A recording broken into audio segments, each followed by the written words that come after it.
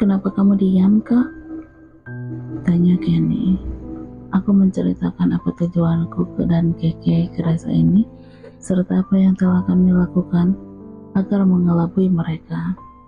Tidak ada gunanya disembunyikan, karena Kenny udah melihat kejadian aneh dan udah berada di sini. Astaga, kejam sekali mereka, Kak. Kasihan Karami, menanggung beban malu dari perbuatan mereka. Pantas kamu dan Keke ingin membalaskan dendam. Apa yang mereka perbuat udah sangat keterlaluan. Tapi kenapa mayat itu bisa bangkit?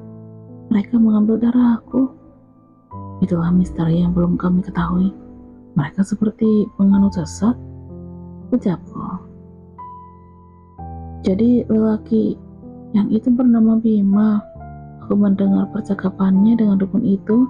Bima sangat mencintai Keke. Tadinya aku tidak tahu kalau gadis kota yang mereka bicarakan adalah adikmu, Kak. Keke itu gadis pintaran kuat. Meskipun begitu, aku tetap mencemaskannya. Ucapku tersenyum kecil membayangkan Keke. Pantas kamu tidak mencemaskannya tinggal di rumah itu, kata Geni tersenyum kecil. Aku cemas Keke ketahuan, sambung Geni.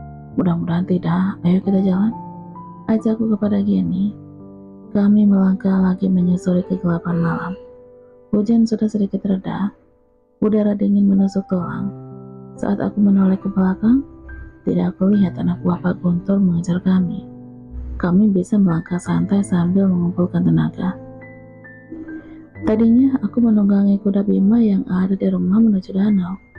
Saat aku dan Geni udah keluar dari sampan, aku tidak sempat mengambil kuda karena mereka mengejar kami. Bagian kuda itu aku ikat di balik pohon yang tidak jauh dari arah mereka datang. Kita mau kemana, Kak? Tanya Geni. Jalan aja dulu, aku sedang mencari arah menuju ke rumah, jawabku. Ayo ke arah sana, ajakku menunjuk arah kiri. Setelah mengambil arah kiri, tiba-tiba 5 orang berkuda mengepung kami dengan tawa jahatnya. Kak! Geni memegang lenganku ketakutan. Ternyata mereka hanya 2 ekor kelinci, teman, kata seorang laki-laki berkuda yang mengepung kami. Gadis cantik, Tuan Guntur pasti mengizinkan kita mencicipinya nanti. Siapa lelaki yang bersabda itu? Aku udah tidak sabaran membawa kepalanya ke Tuan Guntur, kata lelaki berkuda lainnya. Mereka mengepung kami membentuk lingkaran sambil tetap menunggangi kuda pelan. Mata tajam dan tawa jahat terpancar dari kelima laki-laki itu. Aku siap-siap melakukan apa yang bisa aku lakukan. Tidak ada kata menyerah dalam urusan membela dan melindungi gadis yang memegang erat tanganku ini. Kini mereka memutariku dan Geni. Tawa jahat dan sorot mata tajam menatap kami. Aku udah siap-siap akan melawan mereka, meskipun nyawaku taruhannya. Aku tidak akan menyerah. Kak, mereka mengepung kita. Kita tertangkap, ucap Geni memegang lenganku erat ketakutan. Tenanglah Geni, jawabku sambil memegang pisau. Aku diam-diam mengeluarkan bubuk cabai di saku celana, tanpa dilihat 5 laki-laki berkuda, karena bungkusannya kecil. Pegang ini. Aku memberikan bubuk cabai itu ke tangan Geni tanpa dilihat mereka. Itu bubuk cabai yang bisa membuat mata perih, ucap aku berbisik. Iya Kak, jawab Geni gemetar. Meskipun aku tidak yakin apakah Geni bisa menggunakannya.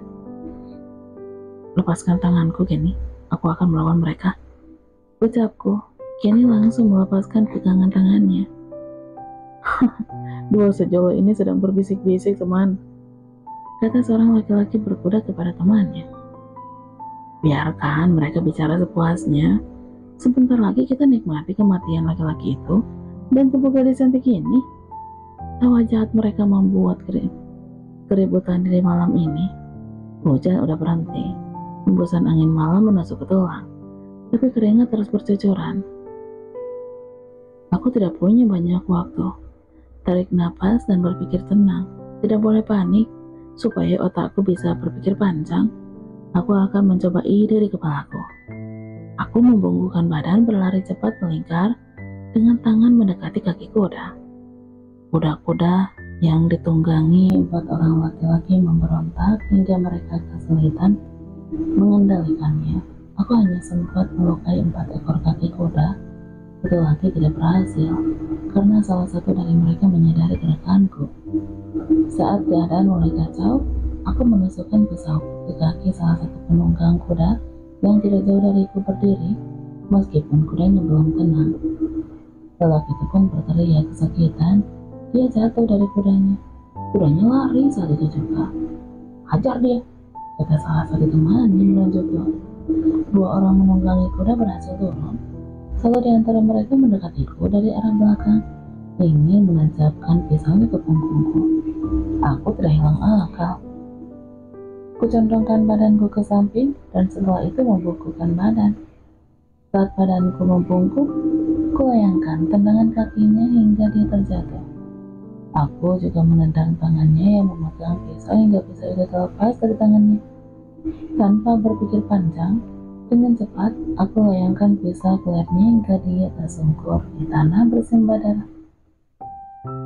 Kak Angga, tolong Kak Angga. Gani berteriak meminta tolong. Aku membalikkan badan. Lepaskan pisaumu, ucap salah satu dari mereka sambil memegang tangan kanan Gani.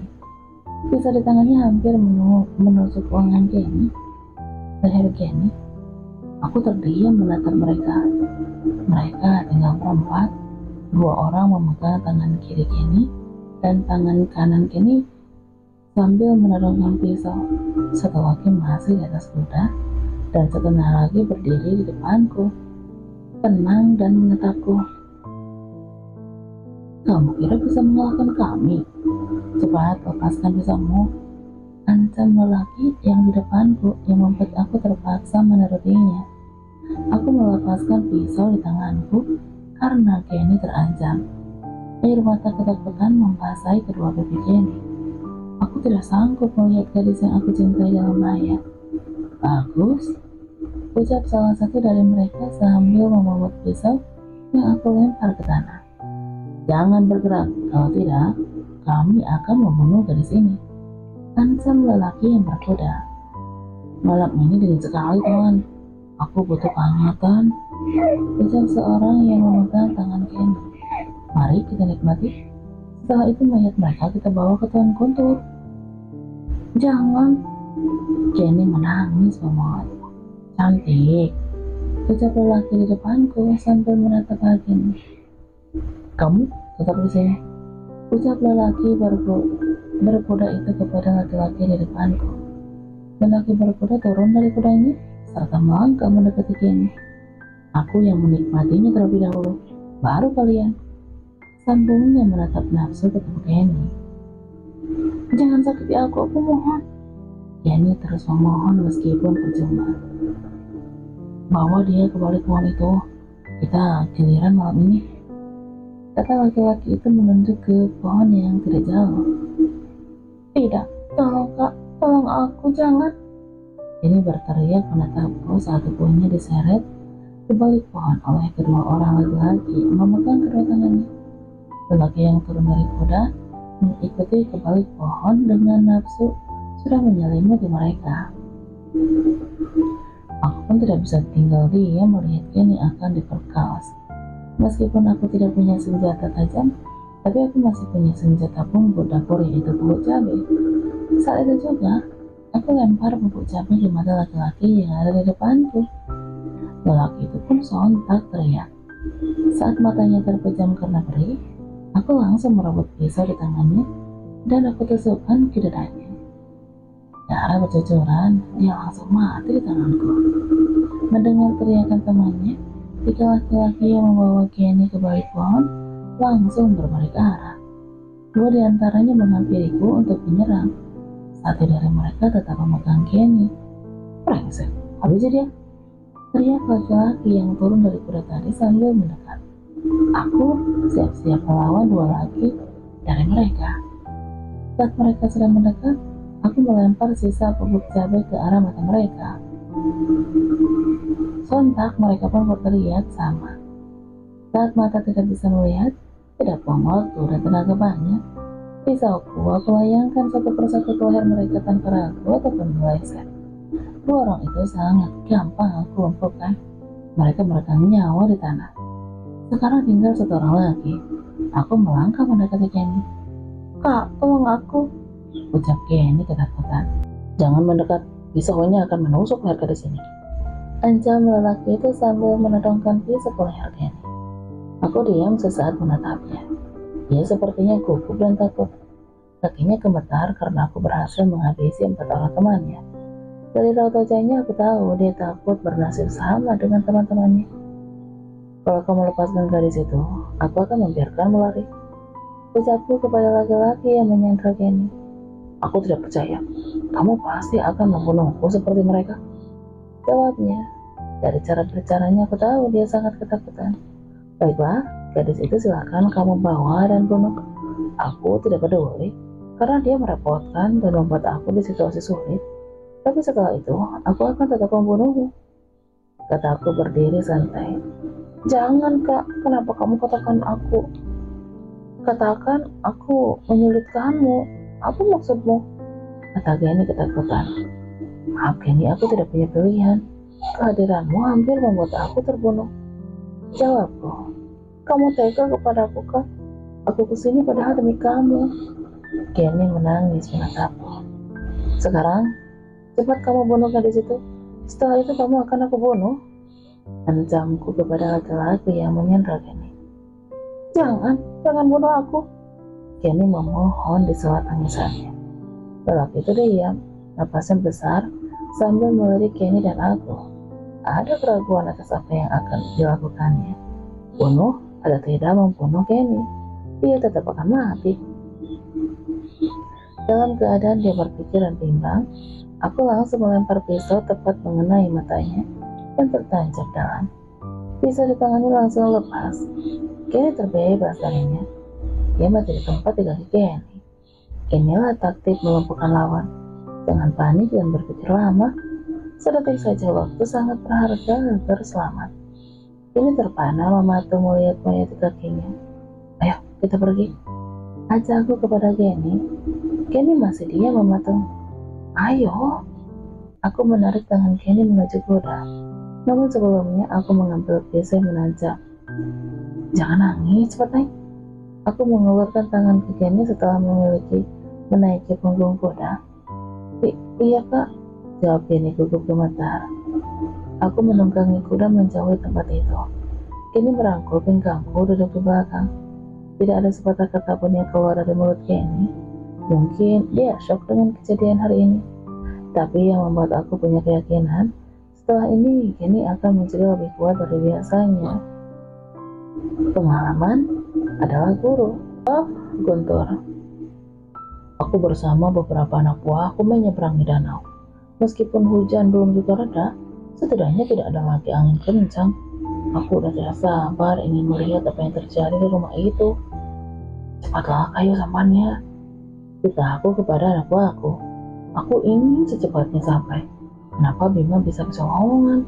Dia bersama Keki pergi kencan, dan tiba-tiba terjadi pembunuhan. Aku tidak menyangka Buya mati. Selama ini hanya dia dan adiknya yang membantuku dalam melancarkan bisnisku. Akhirnya kami sampai di seberang danau. Aku melangkah cepat menuju pintu ingin masuk. Saat aku buka pintu, alangkah terkejutnya aku melihat dua orang anak buahku udah menjadi mayat dan bersimbah darah. "Ayah," Bima langsung mendekatiku. Aku tidak tahu yang terjadi. Penyusup ini sangat pintar hingga aku tidak menyadarinya, ucap Bima sambil memegang sanapan. Kami melihat penyusupnya saat di seberang danau. Dia membawa kabur salah satu gadis tahanan kita yang memakai baju ritual. Jelasku kepada Bima. "Apakah tertangkap ya?" tanya Bima. "Belum, ayah udah arahkan beberapa anak buah kita berkuda mencarinya." Bima terdiam sesaat. "Mana Keke?" tanyaku karena dari masuk tadi tidak aku lihat keberadaannya. "Ada di kamar, aku suruh dia tetap di sana karena aku tidak mau dia melihat. Keke menjerit saat ketakutan, ayah," jawab Bima. "Sebentar lagi Pak Kades akan sampai ke sini. Ayah udah menghubunginya sebelum menuju ke sini," ucapku menjelaskan. Satu lagi yang belum aku beritahu ya. Muka Bima terlihat tegang.